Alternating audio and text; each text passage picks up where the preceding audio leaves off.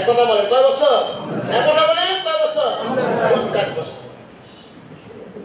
এই লোকটার কোম্পানিতে ডিউটি ছিল, তার দায়িত্ব ছিল হলো সে শুধু যত কর্মচারী লেবার আসবে সকল কর্মচারী লেবারদের নাম কম্পিউটারে লিস্টে রাখবে, কম্পিউটারে লিখে রাখবে, উঠায় রাখবে। এই হলো তার ডিউটি, চাকরি।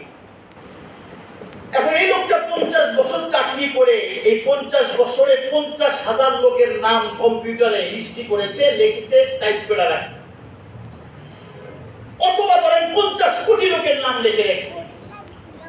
এবার বুঝে থাকলে জবাব দিবেন 50 লক্ষ 50 কোটি লোকের নাম কম্পিউটারে টাইপ করে রাখতে তার সময় লাগছে কয় বছর? কয় বছর? কথা বোঝেন না, বাংলা কথা বোঝেন, এটা বছর 50 বছর।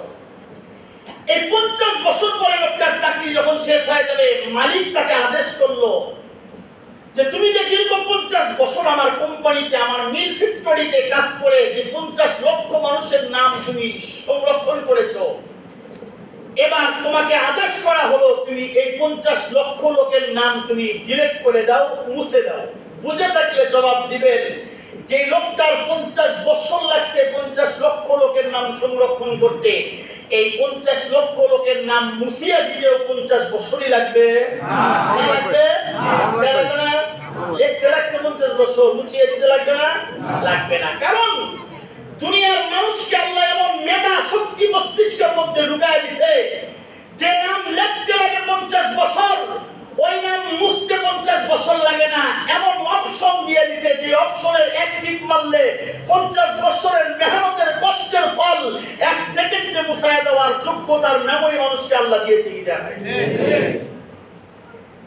তাহলে মানুষকে যদি আল্লাহ এতটুকু যোগ্যতা দিয়ে থাকে যে 50 বছরের সংরক্ষিত মালকে মুছায় দিতে, সম্পদকে হারিয়ে দিতে 50 সেকেন্ড সময় যদি না লাগে, তাহলে যে মালিক এই যোগ্যতা আর এই পাওয়ার আর এই ক্ষমতা, এই মস্তিষ্ক যাকে আল্লাহ দান করেছেন, যে আল্লাহ, সেই আল্লাহর বুঝি আপনার 80 বছরের গুনাহ মাফ করতে 80 বছরই লাগবে? কথা কয় না? 80 বছরই লাগবে মনে হয়, কথা কয় না? 80 বছরই লাগবে?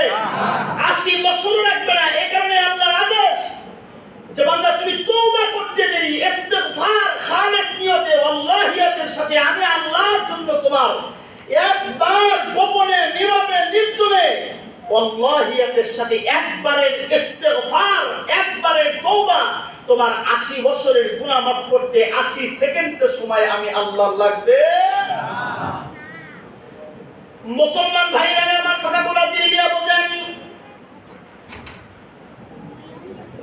পয়গম্বর মুসা আলাইহিস সালাম আল্লাহর একজন পয়গম্বর দুনিয়ার জমিনে ছিলেন, পয়গম্বর মুসা আলাইহিস সালাম। সুবহানাল্লাহ বলার জন্য রেডি হন, তৈয়ার হন। হাদিসে কত খুশখবরি আছে। পয়গম্বর মুসা আলাইহিস সালাম আল্লাহর একজন পয়গম্বর ছিলেন, মুসা কালিমুল্লাহ, মুসা পয়গম্বর। আল্লাহকে একবার জিজ্ঞেস করলেন, রব্বে কারীম আল্লাহ, আমি মুসা কালিমুল্লাহ তোমার কাছে জানতে চাই, আমার কওমের মধ্যে, আমার জাতির মধ্যে সবচেয়ে পাপিষ্ঠ গুনাহগার বান্দাকে আল্লাহ তুমি আমাকে একটু জানায় দাও। রব্বে কারীম আল্লাহ ডাকতে বলে, মুসা কালিমুল্লাহ তুমি খুব সকালবেলা ঘুম থেকে উঠবা, সকালবেলা উঠে রাস্তার পাশে দাঁড়ায় থাকবা, দেখবা একটা মানুষ তোমার সামনে দিয়ে অতিক্রম করবে, একটা বাচ্চাকে সঙ্গে নিয়ে। তুমি দেখবা ওই লোকটা এই জমিনের মধ্যে, কওমের মধ্যে, জাতির মধ্যে